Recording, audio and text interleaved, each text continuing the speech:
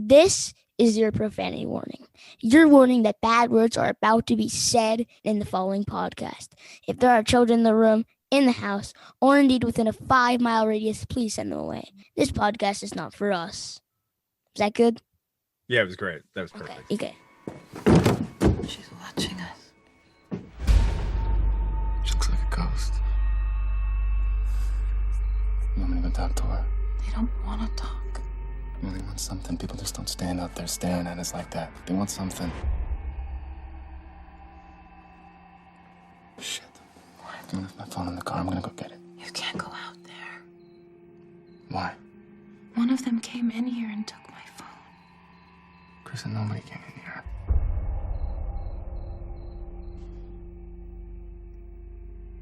She's gone.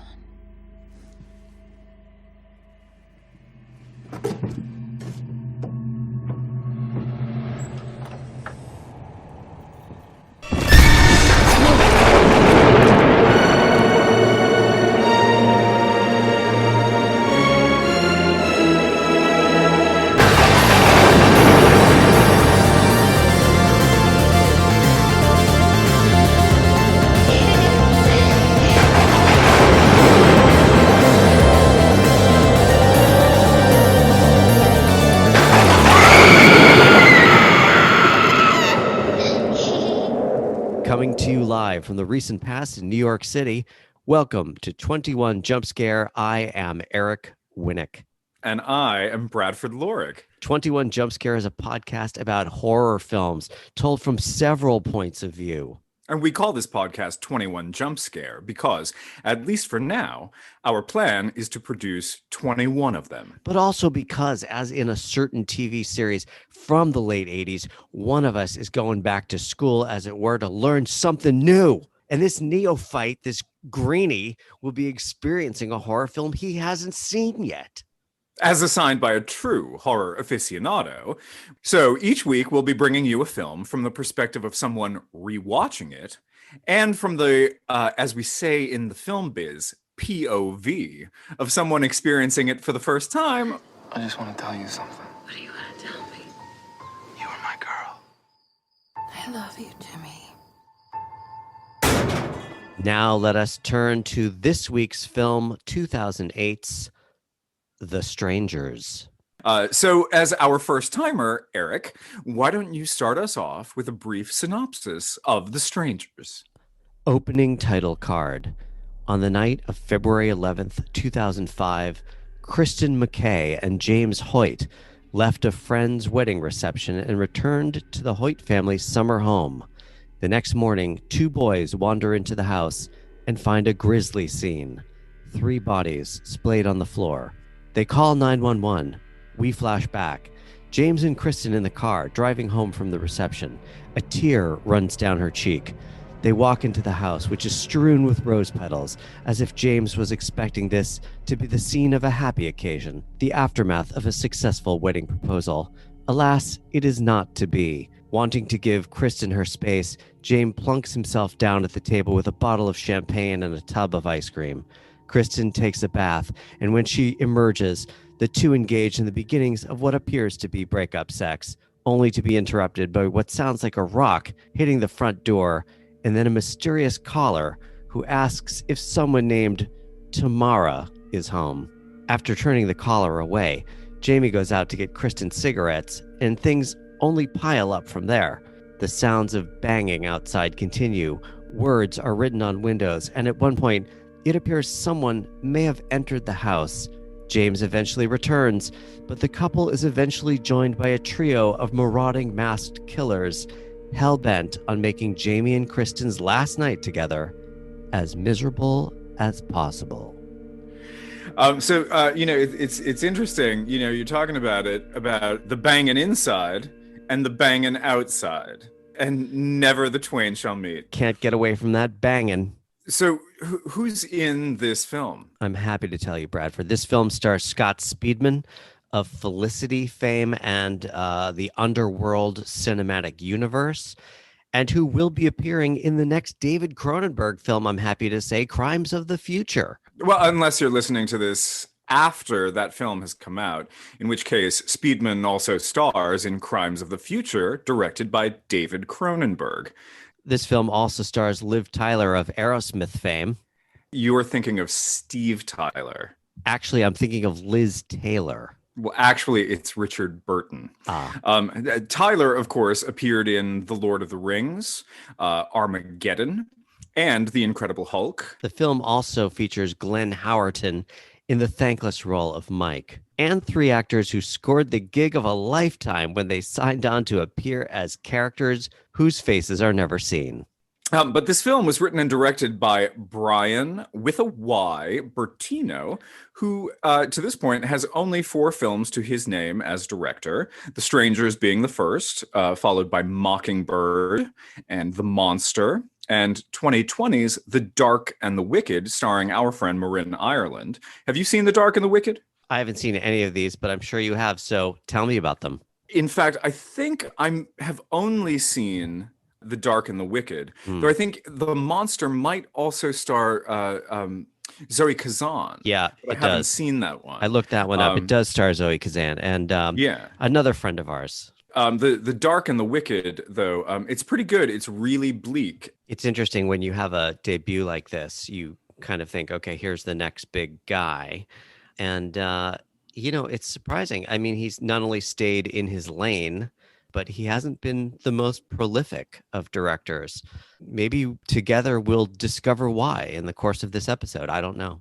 Potentially. I mean, though it's fascinating. He was, he submitted the screenplay for this, which I believe was like the 4th screenplay he ever wrote to a screenwriting competition. And he gave up the right to direct the film as part of that. And there were 2 other directors who were attached to The Strangers, and both of them pulled out for whatever reason, and Mr. Bertino wound up in the director's chair.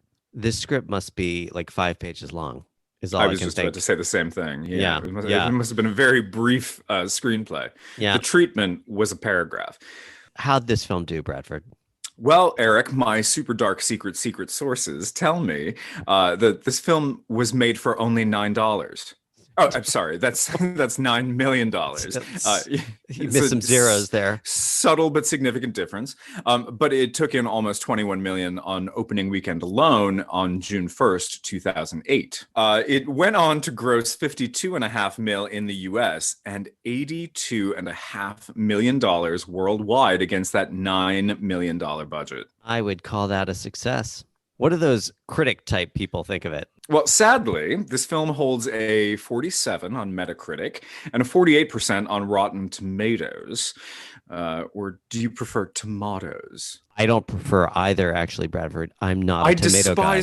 I hate know. tomatoes. That's one of the reasons we like each other so much. I hate tomatoes. Also, that's the reason I prefer Metacritic. But anyway. Well, all of that ridiculousness aside, the New York Times made this a critic's pick. This is amazing. It is kind of amazing. It's amazing. This is a critic's pick.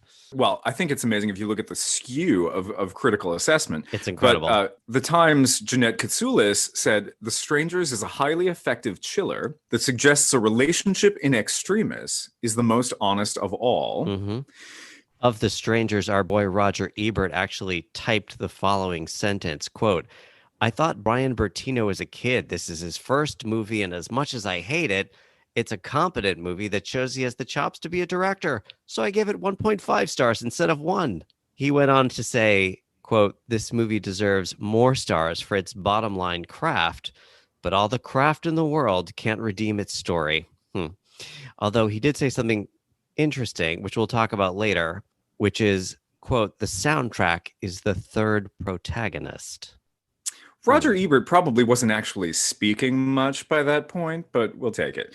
The film did not pick up any major awards, but it did manage to earn Tyler a Best Actress trophy at the late Great Scream Awards, which appeared on the Spike TV network. I'm sure you're very familiar with it, and were discontinued after 2011. Now's about the time that we need to issue a full spoiler alert. Because we will be spoiling this film completely and utterly. If you have not seen this film and plan to, please watch the film first, then come on back and listen to the rest of the episode.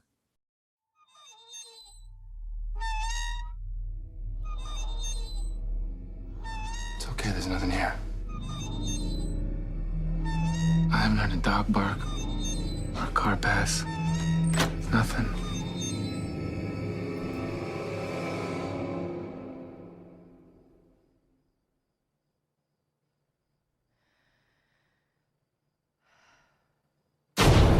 Hey, welcome back, everybody. Hope you enjoyed the film. That last moment really got to you, didn't it?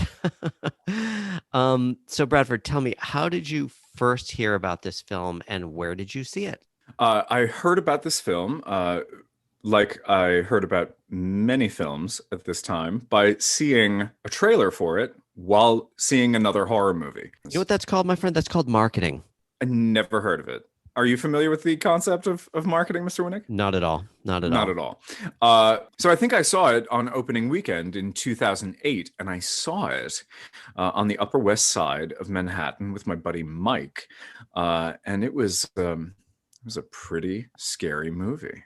And why did you choose this film for me to see, sir? Well, Eric, I am frankly a little bit I'm fed to the teeth of showing you things that don't scare you. I thought this one might give you a little bit of a jolt, and also because I think it owes to a handful of horror movies that came before it. So I think it's kind of important in the in the heritage or lineage of the horror film for you to have seen this little entertainment. But you, Mr. Winnick, you were seeing this film for the first time, and what did you think of The Strangers? This is the moment every week, isn't it, Bradford, where you just sit there waiting. Bated breath. We should explain to our audience that I don't actually tell you what I think of the film until we're actually recording the podcast. Like, I don't give it away. I don't know what you're about to say. So here's the point where I do. So picture this. It's a Friday night. Everyone in the house has gone to bed. The lights are out. The TV is on. The volume is set at around 10. Because I can't turn it all the way up. The stage is set. The film begins. Keep painting this picture for me.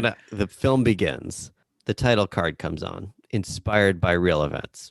The film starts, tells me about the couple. We get the flashback. We get the flashback within the flashback. Somebody somewhere in one of the many behind the scenes documentaries that I didn't watch called this not a horror film. They called it a terror film. And okay. I think that's a very accurate assessment. I will say that I was very tense throughout this film, and I was literally on the edge of my couch. Which is probably softer than being on the edge of a hard chair. It's true. And I was unnerved, to say the least, once our friends, the strangers, once they started entering the home. And people are strange, Eric. People when you're a stranger. When you're a stranger. So I'll just say that I was nervous and I went along for the ride.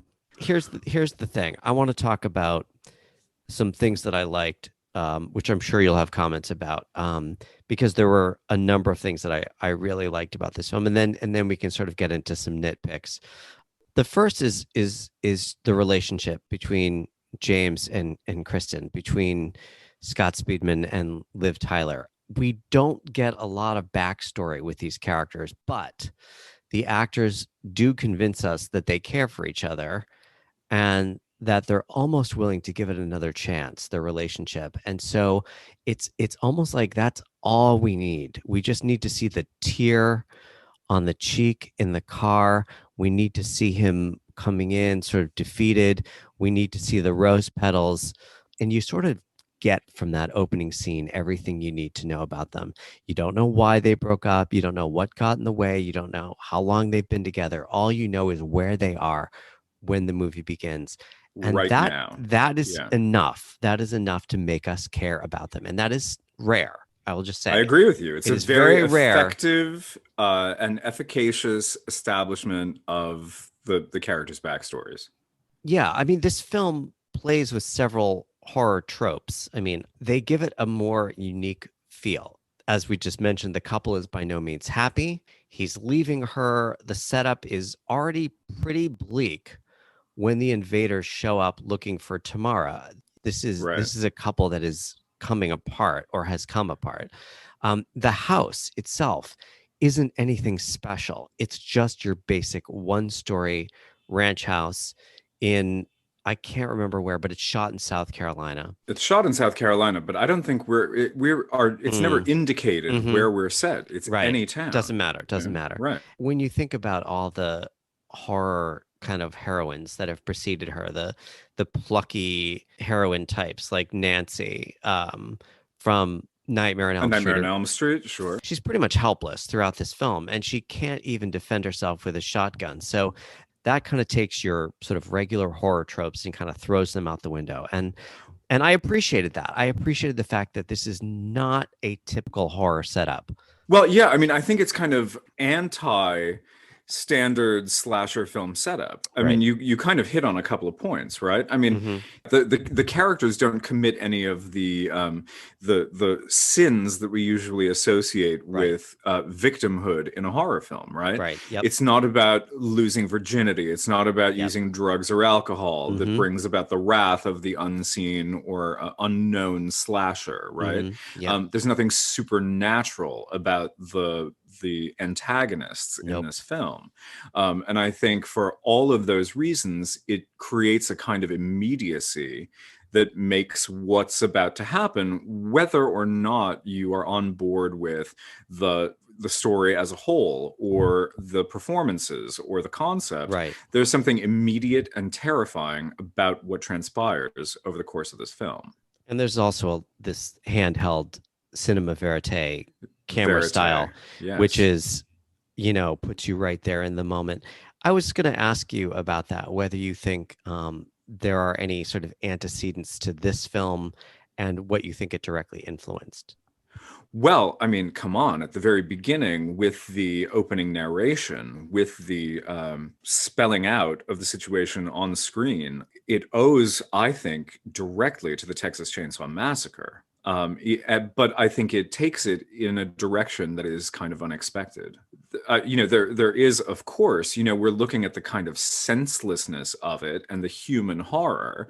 But unlike the Texas Chainsaw Massacre, it's not so Baroque in terms of like the strange family dynamic that Leatherface and the cook and the hitchhiker and grandpa have, I mean, it's this ostensibly very kind of unnervingly normal scenario that gets really perverted very quickly. And what films do you think this influenced? I mean, where did you see this kind of verite style after this film? Or well, I mean, I don't think this is the first film to subvert horror tropes. Right. No. Scream, very famously, a decade earlier, subverts horror tropes. I mean, I think this probably also kind of owes to the Blair Witch Project in terms of its kind of handheld quality, in terms of the fact that there is no way to kind of predict what's about to happen. They haven't done anything to create an antagonistic relationship with the kind of villains of this film.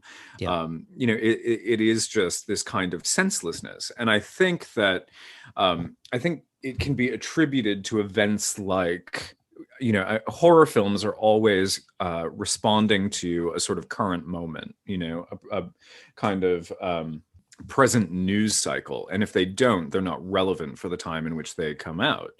And of course, this is 2008. It's a bit down the road, but we had all lived through 9/11, right? The senselessness of violence on September 11th. And I think that this is part of a number of films that came out that kind of respond to that. I don't want to use the word zeitgeist, but certainly a shared sense of, being disturbed collectively as a nation by things that we can't predict and over which we have no control. Also, I want to point out something called frame analysis horror, which is, I don't want to say big because it's probably been around for a long time, but the idea of things happening on the edge of a frame that you just catch. It's sort of in the poster of this film, I was but just about to it say. actually yeah. happens more effectively in the film itself. It's where you have Yeah. a character in the foreground who is in focus, and then something walks or slithers or appears Yeah. in frame in the background, Of which they have no awareness, of which the main Correct. character is unaware. Major dramatic tension Yeah. for the audience, because you know the main character isn't seeing this. One of the ingenious things about this film, and the thing that we're going to talk about in a little bit, is the idea of, is any of this in Kristen's head?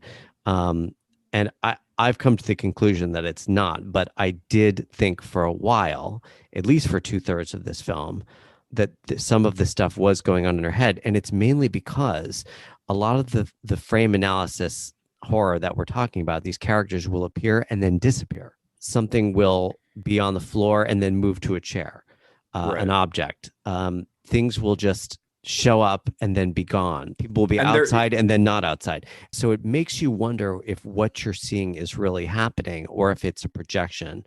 Yeah, the kind of omnipresence of these characters, the strangers, right? I mean, that Right. does sort of, I can understand why that might lead you in a direction. There's signposts along the way. I mean, this couple has been through, especially Kristen, a kind of trauma, albeit not a major one, but a kind of trauma. There is a lot of guilt here, especially on Kristen's part, because she's the one who sort of turned down the wedding proposal. We assume these people she's seeing, these words on the window, these sounds that she's hearing, continual just knocks and pings and scrapes and things like that are happening throughout the house and also outside. At one point, Jamie comes back and he's just like, there's nobody there. And you just start to wonder, is she making this stuff up? And, some of those words on the glass do appear very quickly after events of the film to which they relate or on which they comment. Yeah. I mean, especially the killing of Mike, which is, we should say, the character That's exactly played by what I was thinking about. Glenn Howerton. So at one point, the characters are obviously, under siege at that point. But earlier in the film, Jamie has called his friend or his brother, I'm not sure. Friend. He's just been devastated by the fact that Kristen has declined his proposal. So he's basically said, I gotta go. I gotta get out of here. Come get me in the morning, basically. Right. And Mike shows up earlier than expected, and through a series of events, which I will just say, is telescoped about 10 minutes before it happens, Mike is quickly dispatched in a rather horrible way by a shotgun. Very quickly afterwards, the word killer appears on a window. In lipstick. But again, that's when you start wondering, okay, so maybe it's not just Kristen's imagination. Maybe it's both of them having these hallucinations. I will say that I quickly let that go about 2/3 of the way into the film when it became very clear that these people are real. These things are happening. But, for a while there, I was kind of like, this might not really be going on. But I don't think that what's happening in The Strangers is a folie à deux, I mean, I think that if The Strangers works, you have to believe that it's happening, that it's immediate, and that these people are in real danger from an outside invading force.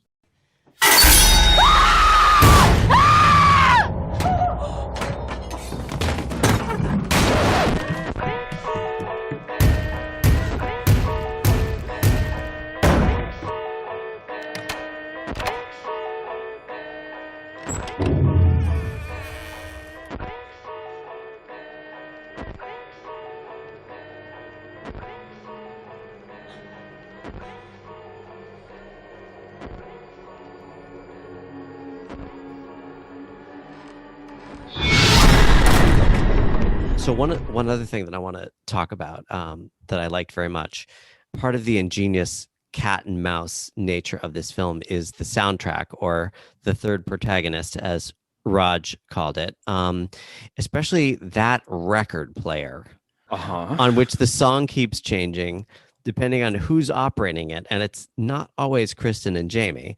And this point, it's really perhaps the creepiest point in the film, where the record gets stuck and it just keeps repeating over and over. And I think that the home invasion is really happening in earnest at that point. I think, in fact, she's hiding in a corner of the bedroom as the record is skipping. Do you find that effective? I do. Why does it work so well? Well, because specifically at that moment that you're talking about, I mean, it becomes almost like a metronome, you know, it's creating Right. this sense of rhythm where you're kind of sitting there anticipating what's going to come when the record stops skipping, or how many times are we going to hear the repeated phrase before it's interrupted by some incredibly violent moment.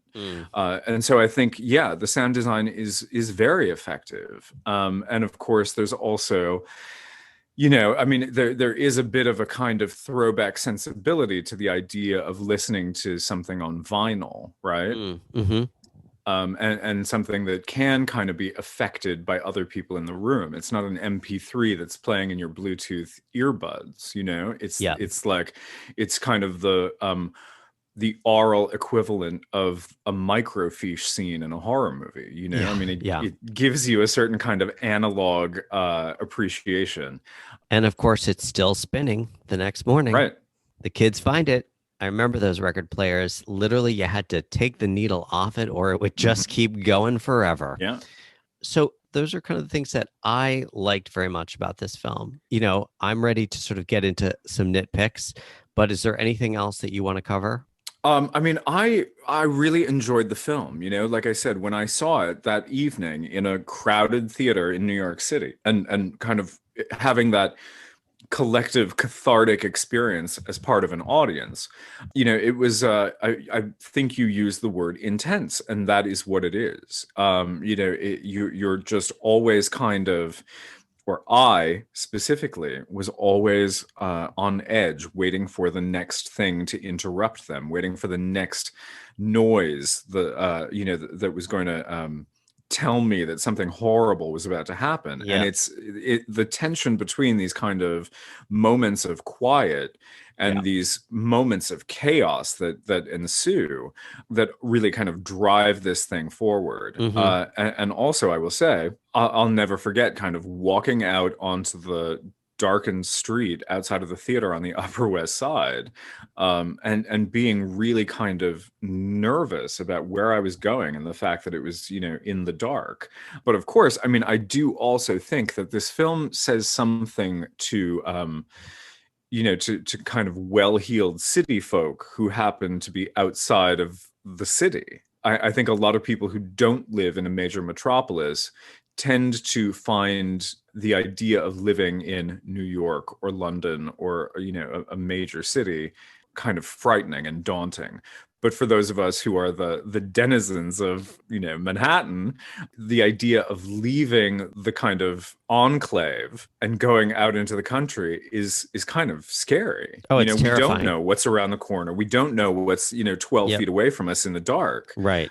You can't go to the bodega at 4 o'clock in the morning, three steps down, and get the thing you need. It creates a great kind of tension between, I don't want to use the phrase like the haves and the have-nots, right? But there is a sense that these are kind of upwardly mobile urban people who are out of their element and are able to be preyed upon by the sort of country folk around them. Right. But it's interesting because, as you pointed out earlier, they haven't committed any cardinal sins. They're not bad people. No, and that's pretty much revealed in the film, right? I mean, why are you doing this to us?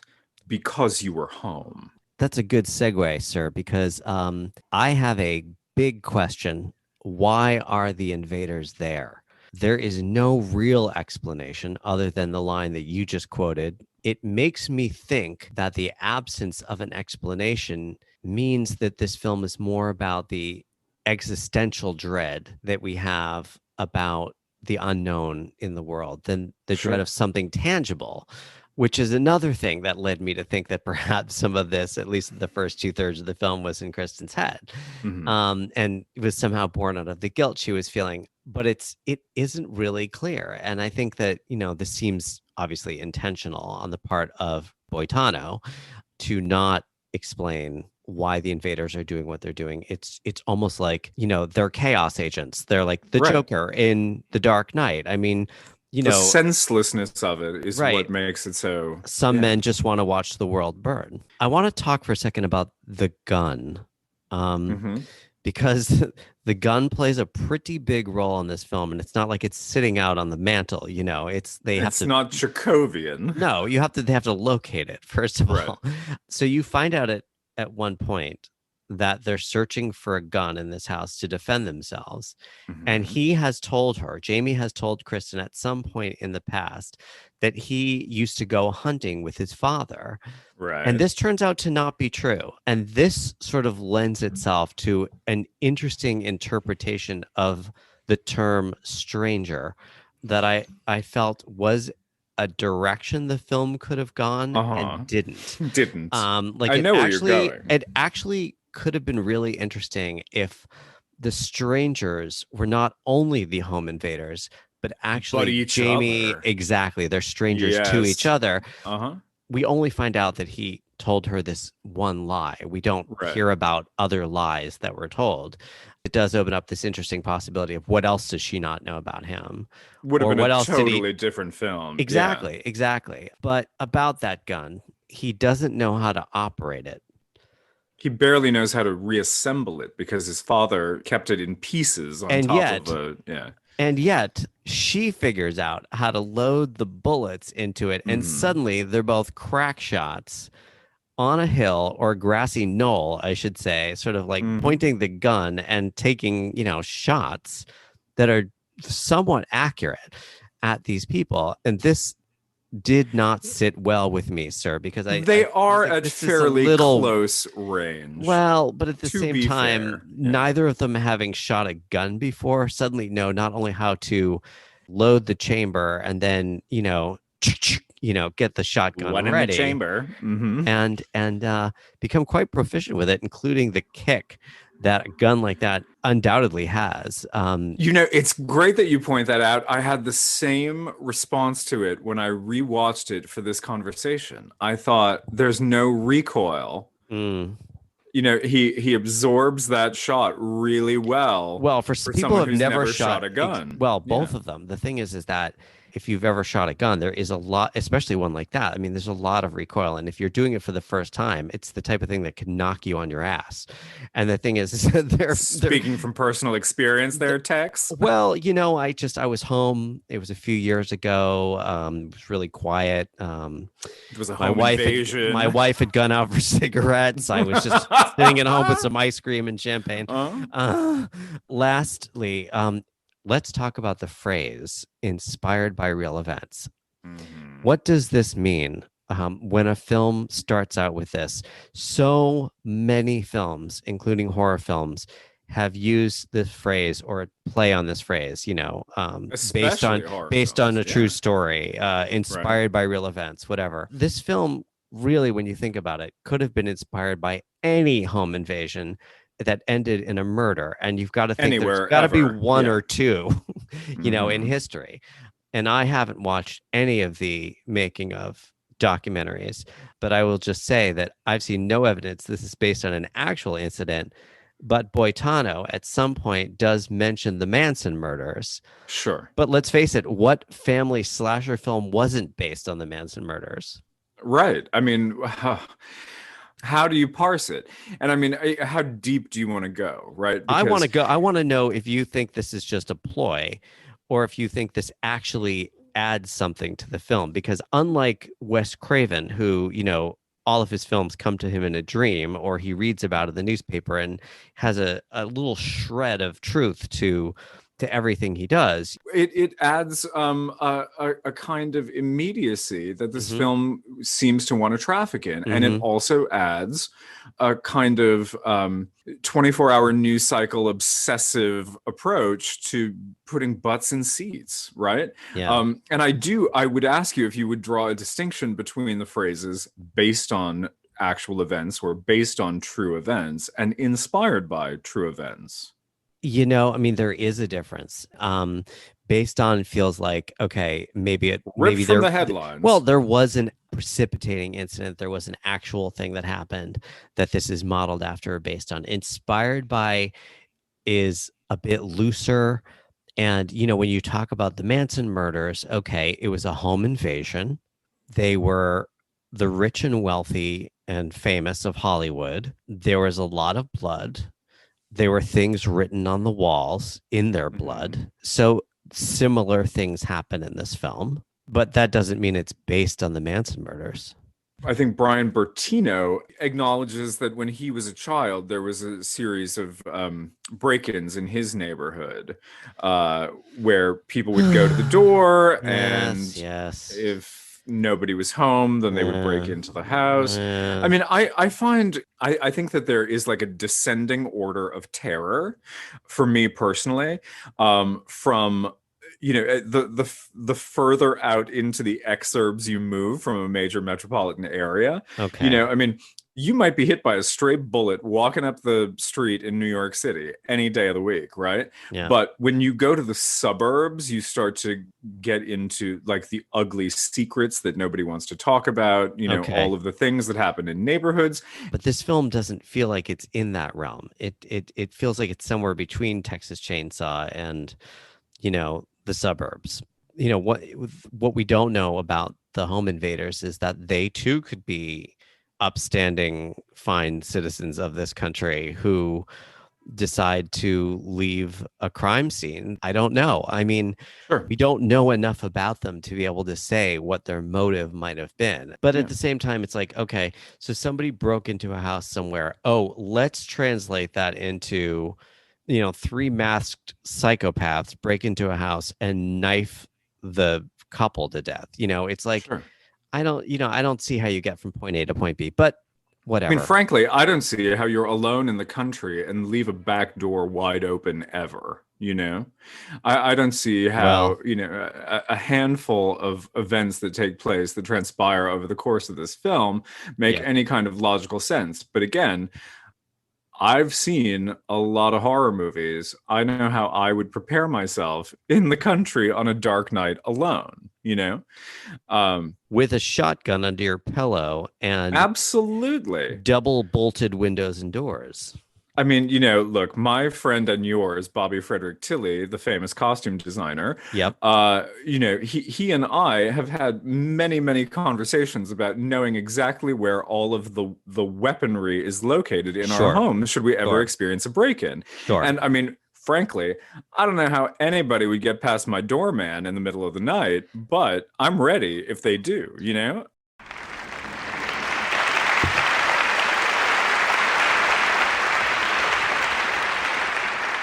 And the winner is, well, the time has come.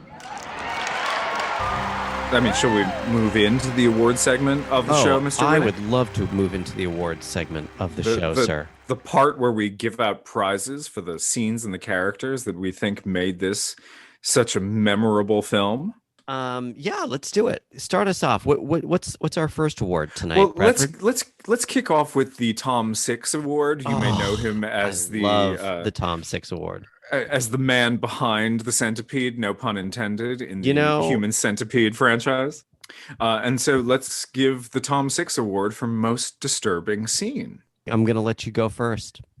Oy, okay. Well, also I got to say that I have a feeling, especially with a two-hander of a film, that Scott Speedman and Liv Tyler are probably going to clean up in the awards department tonight. But I will say, for the most disturbing scene, this is basically an experiment in domestic terror in about 3 scenes, right? Which I think we're kind of finding with a lot of these films. Long, long scenes of horrorizing the main characters and the final girls.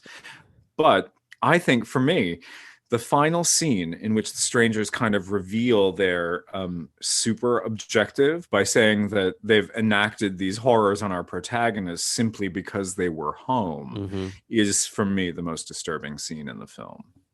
What about you, Mr. Winnick? Oh, great minds, sir. All right. I was wrestling with this, and I was going back and forth, and I initially was thinking maybe it's the shooting of Mike. because the way Bertino plays that, you've got a stranger or an invader in the house. You've got Mike. They're walking down the hall together towards the room where Jamie and Kristen are huddled with the gun. And it's just a matter of time before one of them gets it. Unfortunately, Mike is ahead of the stranger. And so as he's walking down the hall, I was like, oh, Mike's about to get it. Sure enough, boy, does he get it. Well, you kind of don't know if Mike's going to get an axe to the back or a gunshot wound. This is true. But I actually, because they had the gun, I was like, he's going to get shot. And so I saw that coming. So that for me was not as disturbing as the scene at the end in the living room where our protagonists are tied to chairs. And there is just a moment where the knife it goes into Jamie's chest, and it doesn't go in easily. It takes a little bit of effort, and the effort that goes into it and the look on his face, it just makes you feel like, oh God, this hurts. And then they don't show the knife going into her chest, but they show the look on her face, and it they express all of the pain and agony that must feel like. And that for me was the most disturbing scene. Let's move on to the Seth Brundle Award for most. Seth Brundle? Seth Brundle? Who's that guy? Did you say Seth Brundle? That would be Jeff Goldblum's character from The Fly. The Fly. Most likable character. I'm going to give it to Kristen because I truly feel like we got to know her better. We spent more time with her. I know that, we've all been broken up with. We've all broken up with somebody, and it's not easy any way you slice it, pun intended. And my heart was with her throughout this film. I really liked her as a character. I thought Liv Tyler did a abnormally good job. This does make me want to point something out. I'm not sure that the characters are broken up in this film. Well, I think she has declined to marry him at this moment. And you could suggest that that her declining his ring is a sign that they will break up, or what's the point of continuing the relationship or whatever. She didn't accept his proposal at someone else's wedding, which is not the most unusual thing that I've ever seen. I think Scott Speedman demonstrates throughout this film a pretty considerable lack of good judgment. And I think that might be an example of it. You're right. They do almost have sex, but that could just be because they're still attracted to each other. My Seth Brundle Award. I do like both of the protagonists a lot. I think that they are both kind of great and well fleshed out characters. But because of that, I think the most likable character in this film is maybe the boy who calls the police at the beginning / ending of the film, I guess. I knew you were going to say that. For character that most deserved to die. The John Doe Award, named for Kevin Spacey's character in David Fincher's Seven. Who you giving this one to, Mr. Winnick? Oh my God. It's just a veritable rogues gallery. I got nothing. I am passing on this award because the thing is that, if the award is characters that most deserve to die and does or did, then the characters who most deserve to die in this film are the marauders, and they do not die at the end of this film. Sadly, they drive off in a pickup truck after taking a flyer from one of the Mormon boys. I don't know. I think I'm going to have to pass on this. You're abstaining from your vote. I am. You are. I'm passing it back to you, sir. On a technical level, for making consistently bad horror film decisions, I think Scott Speedman probably is the character that most deserved to die and does. But if I were going to give it to a character who deserved to die and didn't, I would probably give it to the narrator for calling the location a summer home. It was more of a Phaeacian cabin without a lake. Okay, now we can go back to Ellen Ripley. Let's go to Ellen Ripley. Let's circle back to the Ellen Ripley Award. The character that most deserved to live but does not. I'm going with Liv Tyler. I'm going with Kristen. She doesn't have an easy time of it in this film, Bradford. She doesn't. She really has it rough. Not only does she have to break up with Scott Speedman, which maybe that's not so rough, given that he's, as you point out, does not make the best choices. But, still, she didn't really do anything wrong. And then she gets a knife to the gut in the end. And it's like... I'm with you, man. I think I might... for tonight's episode, I think I might call this the character who most deserved to Liv Tyler Award. I mean, Kristen is just trying to get what she wants out of life. She's not giving in to what other people want or expect. All she did was decline the ring and be home. All right, great. So we are in agreement on two of these, and let's see if we can agree on a record third award here, because sir, we're about to give our last award, which is for the most gratuitous screen moment, named for two of our favorite directors, Gaspar Noé and Ken Russell. Ken Russell! Who may have come up with a number of gratuitous scenes, but that didn't diminish our enjoyment of their films.